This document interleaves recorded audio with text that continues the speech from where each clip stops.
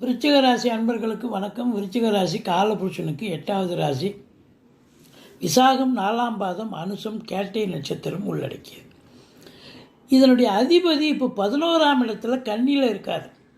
எந்த ஒரு ராசிக்கும் அதனுடைய அதிபதி 11ல் இருந்தால் அதை விட ஒரு சிறப்பு வேறு ஒன்றுமே இல்லைங்க. இந்த வாரம் நீங்கள் நினச்சதெல்லாம் கைகூடும். நினைக்காத காரியங்கள் கூட தடையின்றி சக்ஸஸ் ஆகும். எப்போவோ முடிவுக்கு வராத சில விஷயங்கள் அப்படியே பாதியில் நின்று போயிருக்கும். அதெல்லாம் கூட இப்போ சக்ஸஸ் ஆகக்கூடிய ஒரு அமைப்பு இருக்குங்க. 8ல் குரு இருந்த போதிலும் குடும்பஸ்தானத்தை குரு பார்க்கிறார். ஆதலால் பணம் மழை பொழியக்கூடிய காலம். குடும்பத்தில் அமைதி, சந்தோஷம், குதூகலம்.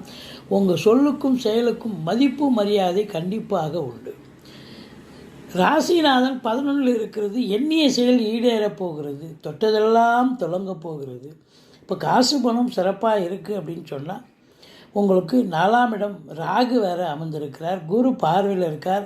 வீடு வாங்க, மனை வாங்க, தோட்டம் துறவு வாங்க உங்களை தயார்படுத்தி விடுவார். ஆனால் இருந்தால் கொஞ்சம் நீங்கள் 50 லட்ச ரூபாய்க்கு வாங்கணுன்னா 1 கோடி ரூபாய்க்கு வாங்கி கொடுப்பார் இந்த ராகு பகவான். எச்சரிக்கையாக இருங்கள். ஏன்னா இஎம்ஐ ரீபே பண்ணணும் இல்லையா, அதனால் பார்த்து வாங்குங்க. மற்றபடி இந்த சனி பகவான் வேறு உங்களுக்கு தொந்தரவு தரார். 5ல் இருந்தவர் இப்போது வக்ரகதி ஆகிட்டார். அப்போ 4ஆம் இடத்துல அர்த்தாஷ்டம சனியினுடைய பலனை இவர் செய்வார். அதனால் ரொம்ப விழிப்புணர்ச்சியாக இருங்க. மற்றபடி 7ஆம் இடத்தை சனி பார்ப்பதால் கணவன் மனைவி இடையே கருத்து வேறுபாடு வரும்.